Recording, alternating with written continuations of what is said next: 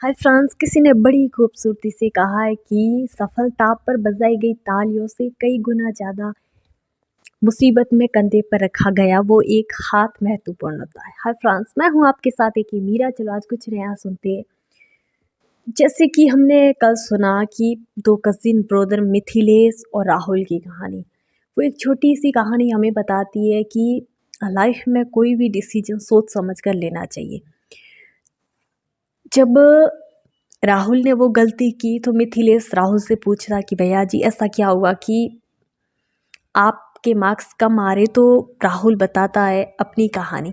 तो ये गलती मिथिलेश नहीं करेगा क्योंकि उसने अपने भैया से कहानी सुनी है। तो कभी कभी हमारी लाइफ में हमारे बड़ों का होना या फिर हमारे दोस्तों का होना, चाहे कोई भी इंसान हो सकता है जो हमारे लिए बहुत स्पेशल हो, तो उनका होना हमारे जीवन में बहुत मायने रखता है। ऐसी एक छोटी सी कहानी है। ये अपने एक लड़का जिसका नाम दिनेश, वो अपने घर के आगे एक पार्क था जिसमें एक बेंच थी, उस पे बैठा हुआ था और अपने ख्यालों में खोया हुआ था। पीछे से पापा आते हैं और दिनेश के पास बैठकर कहते कि बेटा तुम राकेश को याद कर रहे हो, अभी उसका फ़ोन आया है कि वो अभी आ ही रहा है, इतना क्या सोच रहे हो। तो दिनेश बोलता है कि पापा आपको पता है मैं इस बेंच पर जब भी मन नहीं लगता या कुछ और करता है तो यहाँ पे आके बैठ जाता हूँ, क्योंकि हम दोनों, मैं और राकेश, यहीं पे साथ में खेले हैं, बैठते थे।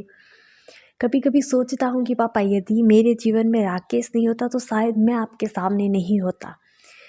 कि पापा 10th के बाद एक डर सा था कि आपसे क्या कहूँ, मुझे खुद भी नहीं पता था कि मुझे क्या करना है।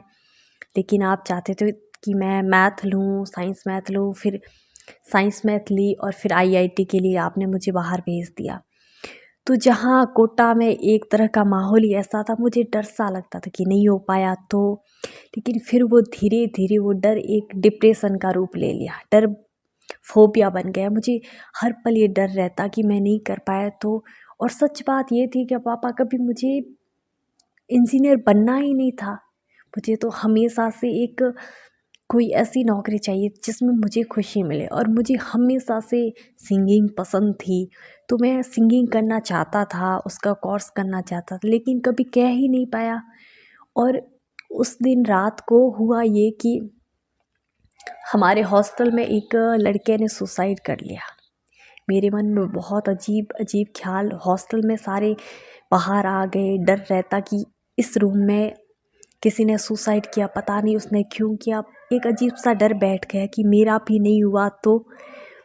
और उस दिन उस बात को सोचते सोचते रात को मुझे अजीब सा महसूस होने लगा। तो मैंने सोचा क्यों ना मैं ही कोई ऐसा कदम उठा लूँ। तो ऊपर छत पर गया, बिल्डिंग की सबसे ऊपरी छत पर जैसे ही खड़ा था तो सोच रहा था कि क्यों ना सुसाइड कर लूँ। घर वालों को क्या जवाब दूंगा, मुझसे ये नहीं होगा।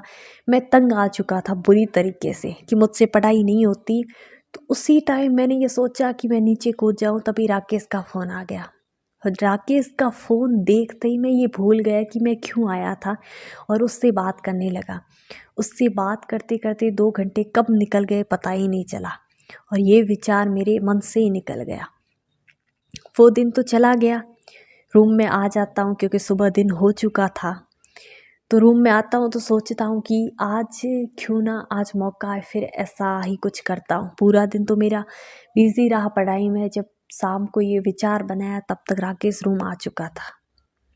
मुझे उसे देखकर हैरानी हुई क्योंकि मैंने रात को उसे कुछ नहीं बताया था कि मेरी तबीयत ठीक नहीं है या फिर मेरे दिमाग में ऐसा कुछ चल रहा है। तो राकेश को सामने देखकर मैंने कहा कि ऐसा क्या हो कि तुम अचानक आ गए, कि तुम्हारी बात सुनकर ही मुझे लगा था कि तुम कुछ सोच रहे हो, बताओ क्या हुआ। तो मैंने राकेश से कहा कि मुझे ये सब चीज़ें पसंद नहीं है। तो राकेश ने कहा कि अंकल से बात करो ना। लेकिन मेरी हिम्मत नहीं थी, लेकिन फिर भी राकेश ने कहा कि मैं बात करूँगा, और आपको फ़ोन किया कि मुझे ये आईआईटी नहीं करनी। और पापा आपने अचानक से बात मान ली। इतना सरल था, लेकिन मैंने कभी ये कोशिश ही नहीं की आपको अपनी बात बताऊं, अपनी मन की मुझे क्या करना है। और आपने कहा कि बेटा जो तुम्हें पसंद है वही करो।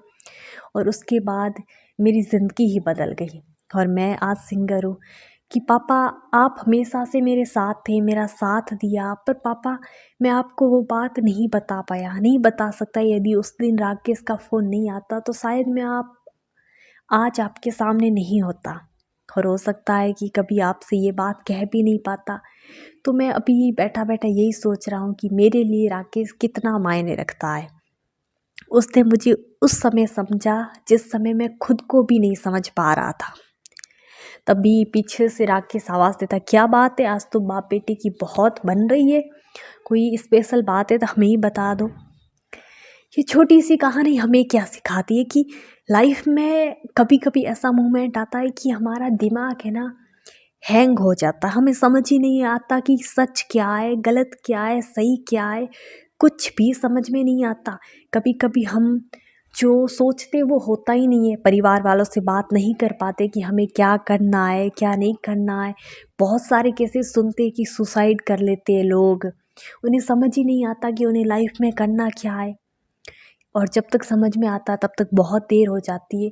तो लाइफ में आपके कोई ऐसा इंसान, जैसे आपकी माँ, आपके पापा, आपका गुरु, आपके दोस्त, आपके पास कोई ऐसा दोस्त है जो आपकी हर एक बात समझता है, या कोई ऐसा भाई, चाहे वो कज़िन ब्रदर हो या फिर रियल, जो आपकी बात समझता है, आपको डांटता है, हर पल कहता है कि ऐसे मत करो, आप पर हक जताता है, तो खुद को खुश नसीब समझो। क्योंकि इस दुनिया में है ना, हमें सुनने वाले बहुत कम लोग हैं, और रही बात टोकने वाले, तो बहुत लोग ऐसे हैं जिन्हें टोकने वाला कोई है ही नहीं।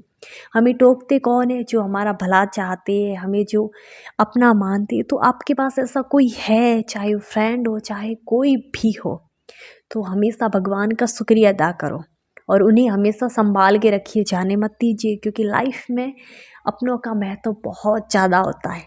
इसीलिए हमेशा खुश रहिए और मेहनत कीजिए, और हमेशा वही करो जो आपको पसंद है। और जो आपके पास दोस्त है या चाहे जो भी हो, उनका हमेशा मतलब उनके शुक्रगुजार रहो, उन्हें थैंक्स कहो, उनका धन्यवाद अदा करो। और मैं फिर वही कहूँगी जो मैं अक्सर कहा करती हूँ कि महान लोग अच्छा ही काम नहीं करते, बल्कि जो भी करते उससे अच्छा बना लेते। हाँ, ये सच है कि एक इंसान दुनिया को नहीं बदल सकता, लेकिन ये बात भी इतनी ही सच है कि इस दुनिया को बदलने की शुरुआत करने वाला हमेशा एक इंसान ही होता है। You are best, you can do it, and you are very very very special. Thank you so much.